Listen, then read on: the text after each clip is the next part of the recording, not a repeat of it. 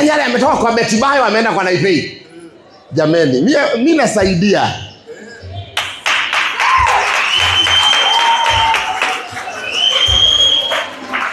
Na siwezi lazimisha Naipei aokoke leo. Ataokoka.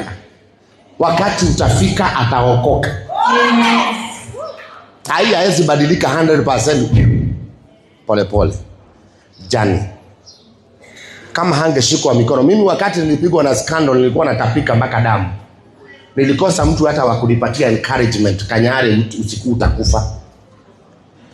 Nilikuwa natoka saa 6 usiku kwa nyumba naenda kulala nje kwa nyasi. Ni pressure. Ndio maana wakati Naipei niliona ako na shida nilimuita hapa. Nikajua mimi nitasimama na yeye. Na nitakaa na yeye.